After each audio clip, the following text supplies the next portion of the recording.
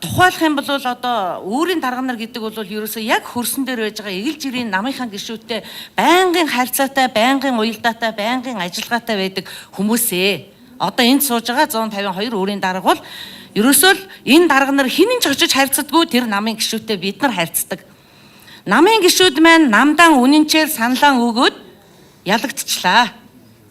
Хинээс болж ялагдсан бэ? Энэ удирдлагуудын хоорондын толхилцоо, эднэрийн буруу удирдах байгаа арга барил, эв нэгдэлгүй байдал, намаа одоо муулж зурагтаар элдв хангаагаар ингээд ард түмэн дотор сурталчилж ярьдаг, сонгуул улс төрийн сонгуул явагдаж байхад улс төрийн асар том буруу шийдвэр гаргаж намаа унгаадаг. Энэ дарга нарын энэ асуудлаас болоод буруутахад өнөөдөр өөрийн даргын асуудлыг ажлаас халах, өөрийн даргын сонгуул дахиж явуулах тухай асуудал яригдж байна. Энэ дээр бол гишүүд айгүй шүүмжлэлтэй ханддаг. Үнэхээр энэ өөрийн дарга хідэн халтар гишүүнтэйгээ үхтлэн тэр уул хадаар яваал зүтгээл үнэхээр ялуулах хэмжээнд байж хахад энэ дарга нарын хэлсэн буруу үгнээс болоод ялагдлаа.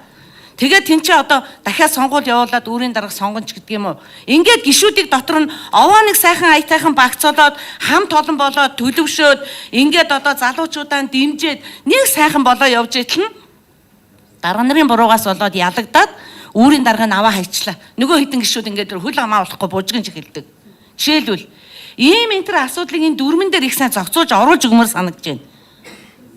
Хинээс болсон тэр ялагдал.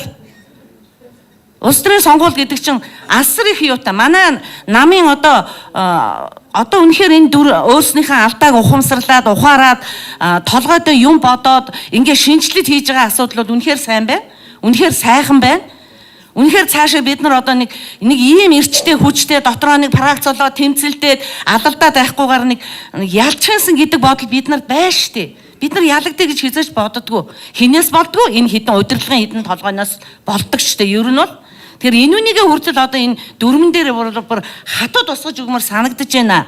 За хоёрдугаарх нэг асуудал нь болохоор энэ өөрийн дарга нарын холбоо гэдэг нэг байгууллага байна. Би өөрийн дарга 10 хэдэн жил хийж байгаа. Тэгээ эртүүд манай дүүрэг дээр очиод энэ дүрм ингээ хилцэхэд бол үнэхээр сайхан байсан л да. Чиглэлээр ингээл хилцээд үгүй ер нь энүүнийг ингэж одоо гişүүдэд хүргэх нь зөв гэдэг санаа үнэхээр надад төрж исэн. Энийг бүр өшөө өргөн хүрээтэй явуулмаар санагдаж исэн. Тэгээ тэрэн дээр бас ингээ өөрийн дарга нарын холбоо гэж бичсэн байдаг. Би өөрийн дарга 10 хэдэн жил хийчгээд өөрийн дарга нарын холбоо байгуулагдсныг мэдэхгүй явж иж болох уу? Энэ яагаад тэр өөрийн дарга нарт өөрсөнд нь ийм холбоо байгуулагдсан, та энэ юмд оролц. Энэ бол хамгийн зөв, аль маш их байгуулагдах ёстой байсан холбоо. Яагаад вэ? 152 өөрийн дарга хөдөө аймагуудын баг сумын өөрийн дарга нар бүгдээрээ нийлээд энэ дарга нарын алдаг бид нар зад шүмжиж чадчихсан бол бид нар ялагдалт хүрэх үү? Жишээлхэд энэ үнийг бид нар маш их бодох ёстой байхгүй юу? Тэгээ одоо энэ дүүргийн хэрэг эрхлэх газар энэ дүүргүүд дээр сууж байгаа дунд шатны удирдлагууд гэдэг ямар их хүмүүсийг ялгуурлаж гадуурхаж байгааг ингээ харагдаж байгаа байхгүй юу? Яагаад бид нар өнөөдөр өөрийн дарга нарын холбоо байгуулагчаад ийм сайхан байгууллагаар дамжуулаад бид нар өөрсдийнхээ эрх ашиг, гишүүдийнхээ эрх ашиг энэ дарга нарын болохгүй болж байгаа нь тийм байна, болохгүй нь тийм байна гэд хэлэх тэр сайхан боломжийг минь алдуулаад өнөөдөр би энэ өөрийн дарга нарын холбоог хараад баярлалаа сууж байгаа юм бэ. Энэ бол маш их өргөжих ёстой байгууллага шүү.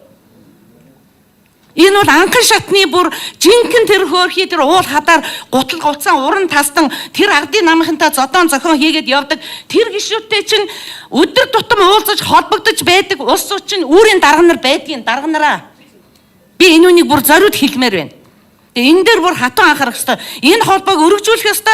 Өөрийн дарга нар бүгд цуглаа санал онлоо ярьдаг, хөөрөлддөг, болохгүйгээ шүүмжилдэг. Тэр бидний мэдээлэл энэ дарга нарын сонорт очдог. Ийм болоосоо гэж хүсэж байна.